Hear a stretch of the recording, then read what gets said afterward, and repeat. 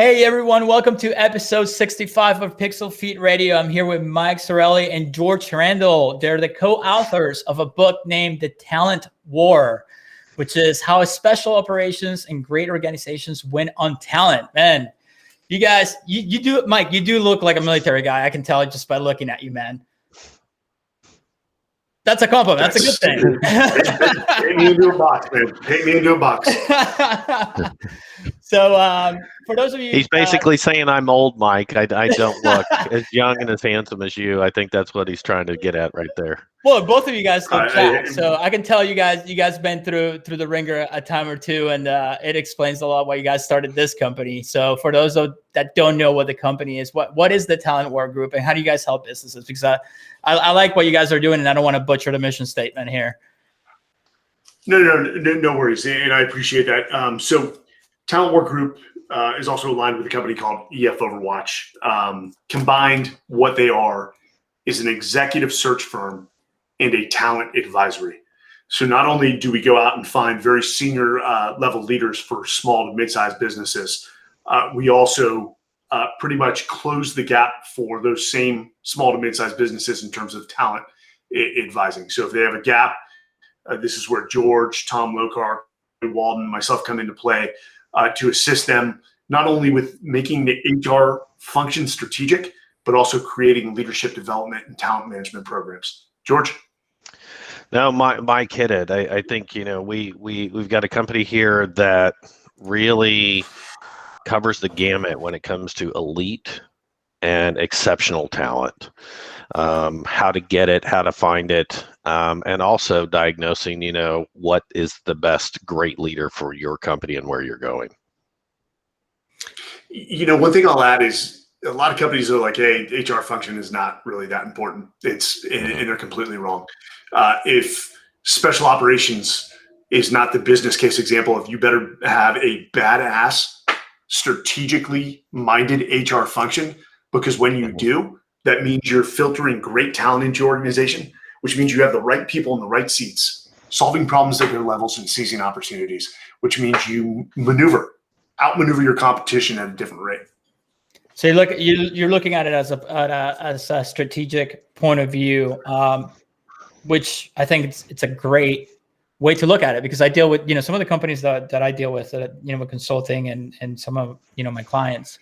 They're big companies, and the problem is, like, sometimes they hire people based on maybe experience or personality, and the whole internal thing is just a mess. It's like, to make a decision, it takes like 32 emails, 4 meetings, and all, what I'm saying? And it's just a disaster. It's an internal disaster.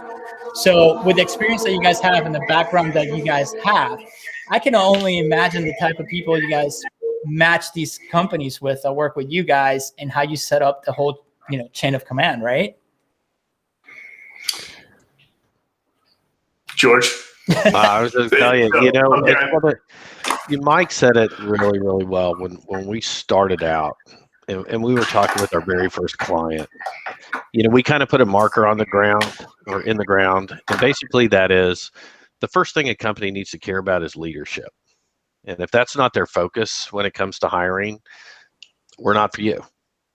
We're not. And to your point that it's an after effect, it's, Mike and I are fond of saying is that, we both nerd, we both geek out on talent, but the difference is when we look at talent, when Mike's looked at it in some of the highest profile, most elite organizations that he's led, and the teams that I build, is that it's just, we have always treated our human capital, our people, with the same rigor, discipline, and focus as we have our financial capital. Because we understand that the only true differentiator, the only true competitive advantage that you can hope to maintain on your competition is your talent. Absolutely. So go ahead, Mike. Christian, are you intentional about the people you surround yourself with? Am I intentional? Yeah, absolutely. I didn't used to always be that way, though. But you're intentional about the people that you surround yourself with. Now I am. Yeah, I would say I changed the way that I did things I'm 40 now, about 10 years ago. Through my 20s, it was more of, whoever was in the circle and was part of the party was my friend. And then the older I got and the more serious I got with my businesses, because I started my first business when I was 23, then I started to realize that that's not the way to do it. And it was hurting my performance and hurting my business at the end of the day. And once I woke up one day and I said, the party's over and I got to choose who I bring on and who I'm with, that's when my life completely changed. It took me to a whole new level. You know what I mean? And it's because I surrounded myself with people that are smarter than me, more disciplined than I am, and that I could learn from. And once I set all those pieces in place, it took my business to the next level and my career to the next level, essentially. I'm one of those few people that always, decided to improve myself and improve my company. But let's face it, not everyone's like that. Most people don't even know they have a problem, until, somebody else from the outside, like you guys, comes in and sees, does an audit and sees what's going on. I don't know what your process is like. We're gonna get into that in a minute and see what's going on, and then how to put those pieces together to bring in that, to perform better, essentially. You just nailed the heart of the talent war. We've all heard Proverbs 27:17, as iron sharpens iron, so one person sharpens another. George and I are very intentional about who we hang around with in our off work hours, because you are an average. What's the quote? You're the average of the 5 closest people you hang out with.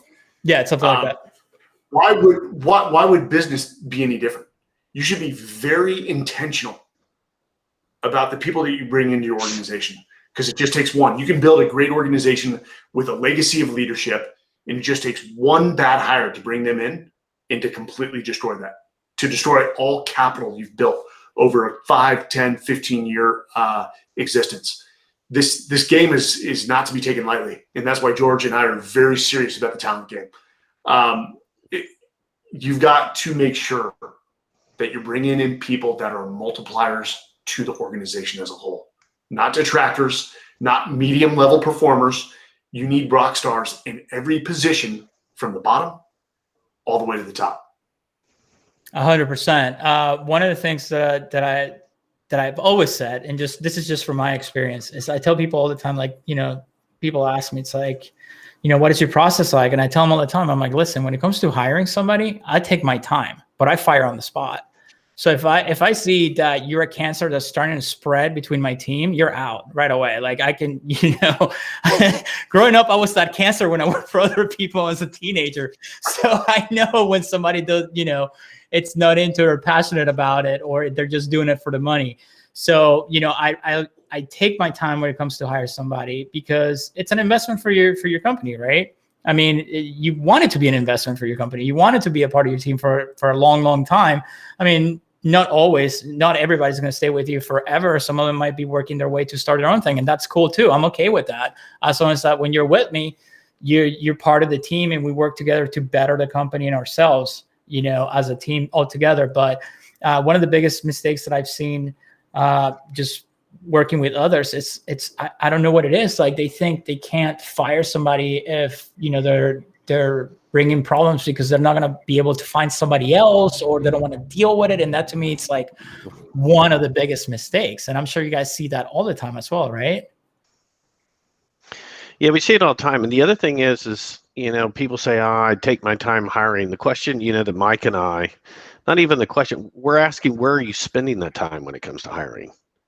Most people spend a lot of that time in the interview process, and that's a whole different subject, whether that's even looking for the right things. Most people don't spend the time at the front end of the process understanding where they have talent gaps, where they have leadership gaps. That's where you spend your time, is figuring out, well, are my sales down? Is attrition up? Product behind? Services behind? What am I missing? What competencies, capabilities?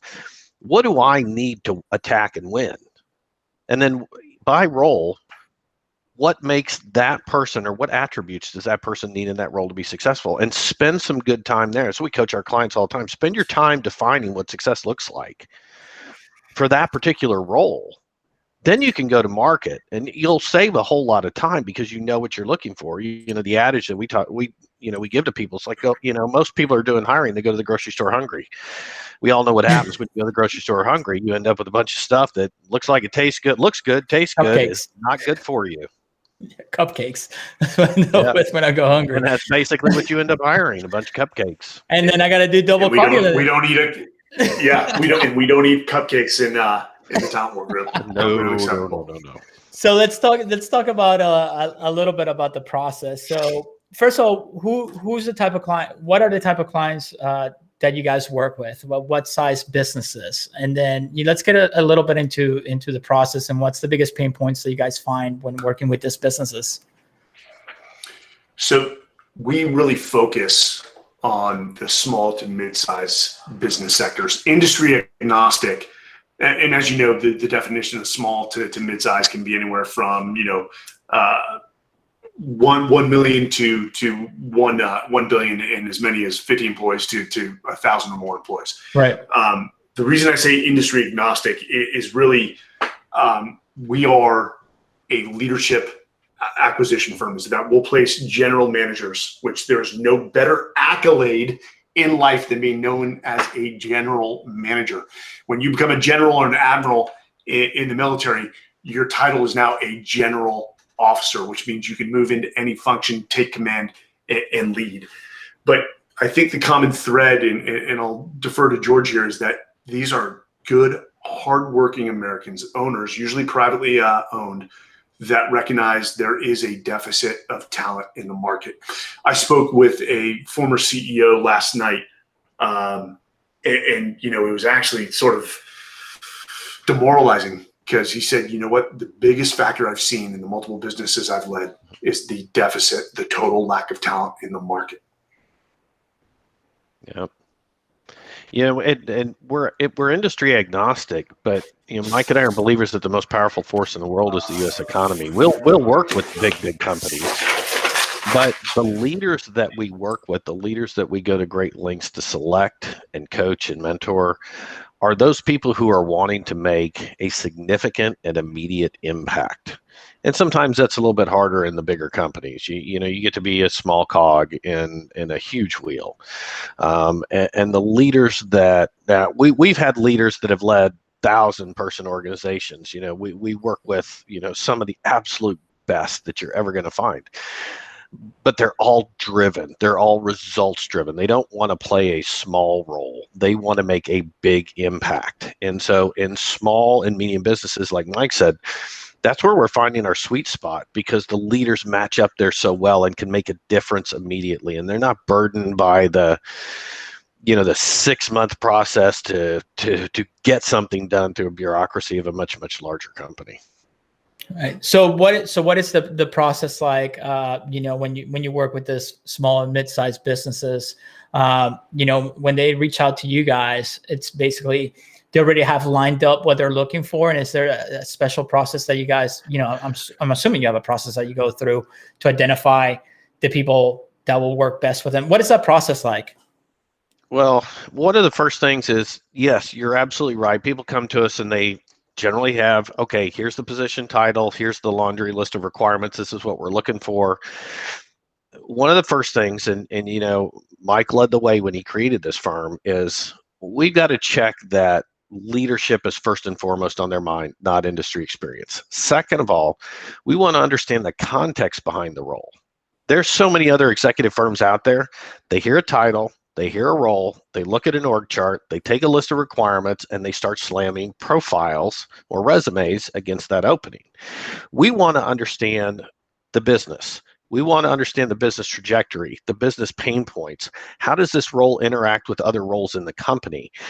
In the ecosystem, what are they expected to deliver?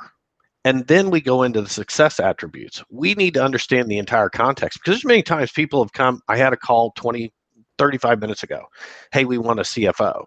I walk through all of our process. It's a COO. It's not a CFO. What does their business need? And we make those recommendations. Now, certainly, they have the title and stuff like that. But we need to understand leadership is first. We need to understand the context of the role. And then what has made, or what are they looking for, the attributes that Mike and I, boiled down to, the 9 attributes. Which ones are you looking for most in this particular role?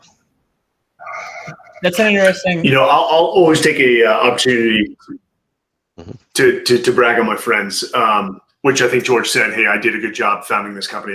But I felt an undertone as if he's saying we're waiting for him to recontribute to the mission again. So noted, George.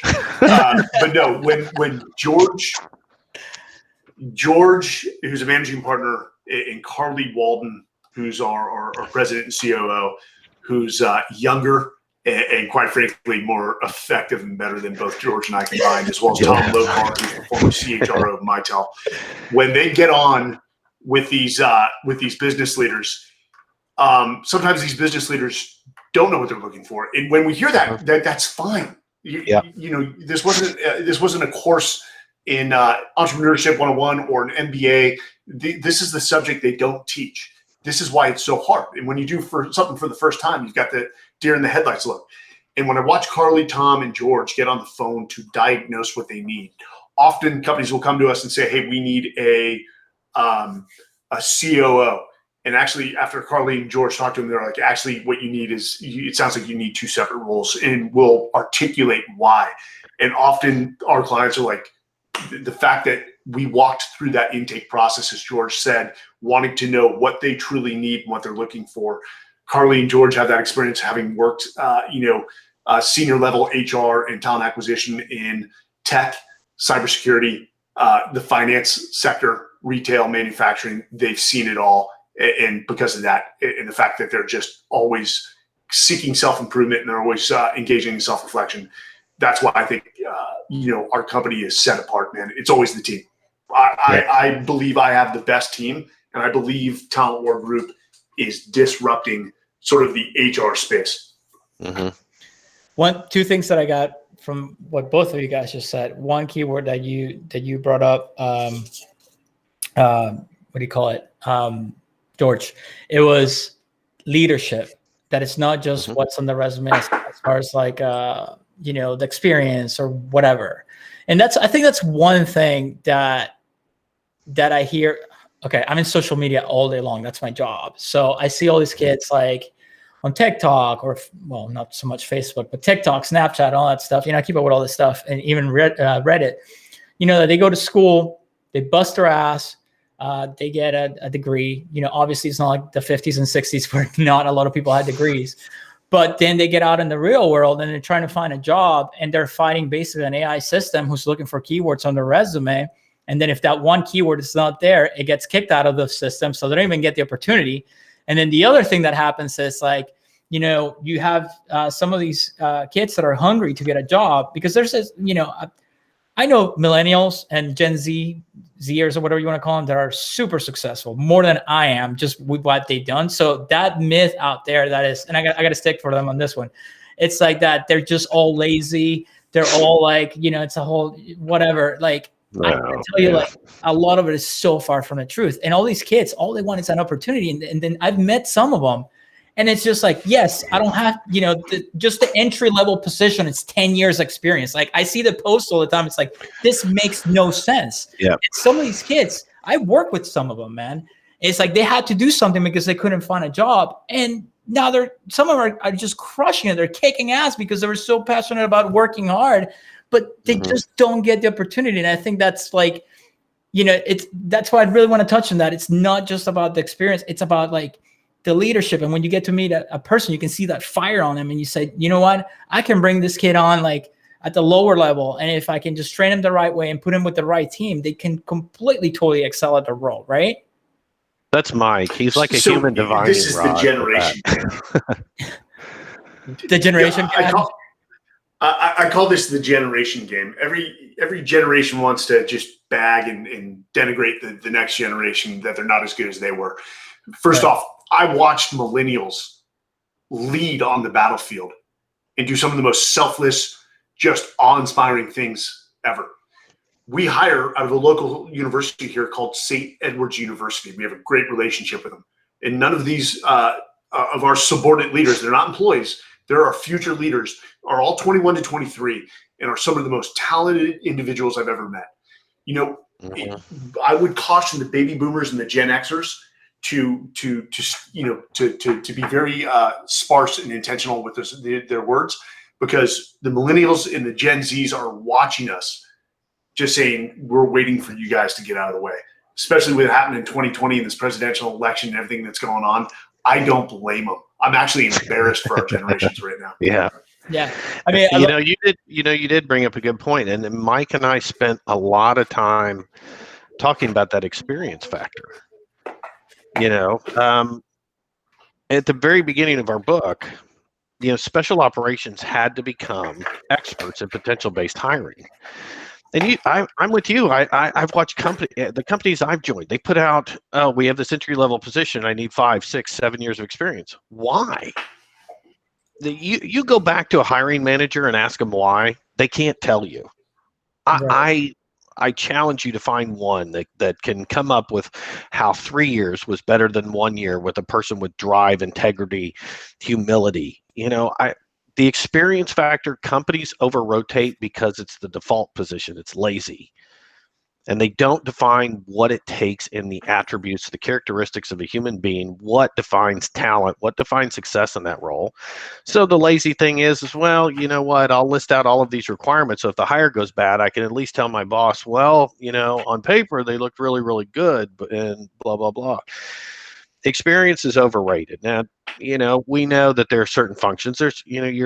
We even write about it in the book. You're not going to hire a kid out of school 2 years to be your CFO, your CEO. Of course not. There's experience that but I put a plug in here. Mike and I, did it the hard way. We both enlisted in the military, the world's greatest leadership incubator, and that helped us gain experience. But it is absolutely overrated when it comes to job specs. And my recruiting teams that I've built, and we do that here. We are reading between the lines and looking for what helped these people achieve what they've achieved, these great leaders we work with. Yeah, I mean, George, I think I told you this. Somebody's like, experience tells you where you've been. Yes. Character tells you where somebody's going. I'm like, that's a great line. And they're like, you guys wrote that in your book. I'm like, I can't remember what I ate for breakfast. I'm like, when people start like on page so-and-so of the talent war, I'm like, what chapter is that? But that is a good quote. And I remember when we talked about this, experience tells you where you've been. Character tells you where you're going. Yeah. Just because somebody was born 15 years before me and gained 15 years of experience by nature of being older does not mean that their experience is good. What you're looking for, those attributes, ultimately, we talked about, is the person humble? Can they tell us about, how they failed and what they learned during those 15 years of experience and how that shaped them into a transformational leader that's going to take a company forward? Now, self-reflection is a big part of that. There were SEALs that when I came in, I was a young junior officer that had like 20 years in the community, and they were just toxic and they relied on their experience. I got 20 years in this organization, and you quickly maneuvered around them. And actually a great sign, when I was that lieutenant commander, there was junior officers that I was like, dude, these kids are just going to outmaneuver me in like a year or two. Like I'm going to be obsolete, which was a positive sign that the organization's moving in the right direction. Again, it goes back to that generation game. You got to be fearful or very cognizant of weighting experience over character. The thing that drives me nuts is, how some of these companies tend to try to fight technology. It's like, they still have to like, okay, you got to come in 9 to 5, which is, we all know it's not 9 to 5 anymore. It's like come in at 8 and then leave at 6 or 7 p.m. And then God forbid if you take a vacation, you know what I mean? I actually, it's kind of cool that the pandemic happened in a way, because people can work remote now, and then companies realize like, hey, we don't have to pay all this overhead for a huge office space when we can have half of the team remote, or they can come in maybe, 3 times a week, and then the rest of the week they can be at home and be healthy and gain 2 hours of their life back. And some of these organizations have actually experienced like productivity going up because people are actually, they wake up to get stuff done. They're at home. There's something about it. But what do you think? And that goes back to what you were talking about, the generations with the boomers and the Gen Z and the X. Like those kids have tools at their disposal that will take your business to the next level if you just let them do their thing. And it's like, well, you've also defined a leadership problem there too. When you have people that have a title and say, hey, you have to be in at 8 a.m. and out at 5 or whatever, and they're setting hours. Those, the leaders that Mike and I assess and place in companies are people that are results driven. They take care of people, but they're results driven. So those examples that you give me, we run into them time to time. They're nothing new. And I too am glad the pandemic happened in the regard in which you spoke that, hey, now people are having to focus more on results. They're also having to focus a whole lot more on their leadership skills about how to stay connected, how to lead in a virtual environment. So it's even challenging leaders. But I would tell you, though, those people that are, hey, you got to be in here at 9, you stay till 5, you stay till 6, and you can't work from home and you can't take a vacation, pandemic or not, those are not the people that are leading your company. They're barely managing it, and you're not going anywhere fast with folks like that. Yeah, absolutely. I agree. We come from the military. You got to understand, we were up at 4 and going to sleep at like 12. I did see that the book. I did see that the foreword was written by Joko. I got him on Instagram. I see his picture at 4 a.m. like 4 a.m. man. It's 4:35. He's up a half hour after Mike and I. We just have a lot of stuff to do. We just don't show our watches out there. He and I are pounding iron about 4:05 at the gym in the morning. You got to look at the genius. You got to look at what? The genius of that guy basically trademarked 4:30. He did. Yeah. The genius, the business genius, is he basically trademarked 4:30 on the watch.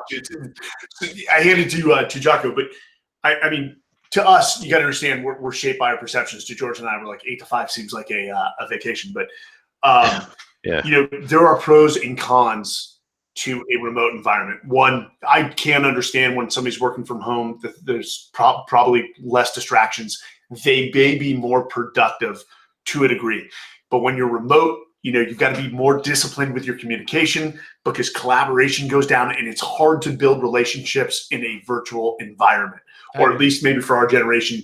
Definitely, again, the strength of the millennials and the Gen Zs is they're always on social media and they can build those relationships. My only concern is I hope the commercial real estate market doesn't nosedive because more companies are saying, hey, we can just skip this overhead and work remotely. So I think George hit it. You got to lead more deliberately and more intentionally in a remote environment. I think it depends on the type of business too. Like some businesses, you still you got to have that team in house where you can brainstorm and do things together as a team. I think I'm not. You're right. We're not saying that. I'm certainly not saying that all of a sudden the market's going to crash because everybody's going to work from home. No. And the other thing that you bring up is discipline. Not everybody can work from home. Like not everyone. It takes discipline to work from home. It's so funny that you bring that up because when this whole thing went down, half of my friends that work for corporate America, they're like, oh yeah, I can't wait to work from home. It's going to be awesome. I was like, all right, I'll give it a week. I'll give it a week where after a week, you're going to be like, wake up, deja vu all day, all over again. Because if you're not disciplined and live your life by a schedule or stick to it, it goes to shit literally for most people because you wake up, pajamas, oh, I forgot to brush my teeth. And then I forgot to take a shower. And then I forgot to eat, you know what I mean? It's like, I don't think every company is going to be able to do that at all. I mean, some companies you still have to have that team in place, and you have to have that organization in-house so you can dictate where everything goes. So once you go into the business and identify the type of candidates that you want to put in the business or bring it onto the business, what is that process like? Do you guys go on an interview process on your end and then present the candidate to them where they go through another interview process? How does that go? Naturally, we put them through quite a bit of screening on our side. The beauty of the specific talent pool, the bench that we select from, one, they are mostly baby boomers, Gen Xers, and the older side of millennials. Because one, they have to have significant military leadership under their belt to be even considered for our talent bench. And then we can reach back into those respective communities and say, hey, George Randall, thumbs up, thumbs down, reasons why, and find out who they truly were. Because we know the people that they worked with in some of the most austere environments where true character emerges. Once we're comfortable, we then put them in front of the clients. We'll help the clients with the interview process. Sometimes a lot of clients don't have, they just, like most companies, just sort of ask some questions, maybe interview with 3 people. The 3 interviews are totally different. They're not looking for common threads. So we do sort of help some companies with the structure of the interview process. We give them our opinions. We give them honest feedback. And usually once that marriage takes place, this is what separates us is one, the president gets really 100 days before he's evaluated by the media and torn apart, his 100-day agenda. Well, we tell our respective leaders when they step into these companies, they have 90 days to prove their worth. Yep. And so we're there coaching them, making sure that they're setting goals, that they're learning the landscape of the business, they're learning the new skills, that they're setting milestones, that they're creating and building those relationships within their companies, both with their subordinate leaders and their senior leaders. And we want to bring impact to organizations through our leaders within those first 90 days and then beyond. So we call that the Overwatch phase. Overwatch is a military term, meaning if George is maneuvering on the ground, I'm in a position of height covering him to make sure that he's successful. And so we do that for 360 days with each of our leaders. That's amazing. And I love the fact that you guys are helping people that we're also on the military and then bringing them onto the workforce and bringing the right people, matching them with the right corporations out there. Guys, I know we're out of time. Mike, I know we're running a little bit over, but I really want to thank you guys for coming on.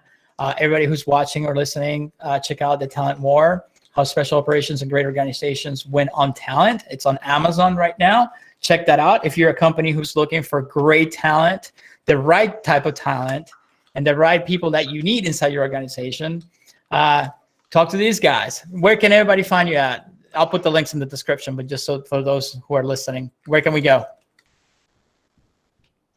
Well, first of all, connect with us on LinkedIn, but EFOverwatch.com. Well, Christian, first. thetalentwar.com, and you reach us straight, George at EF Overwatch or Mike at EF Overwatch.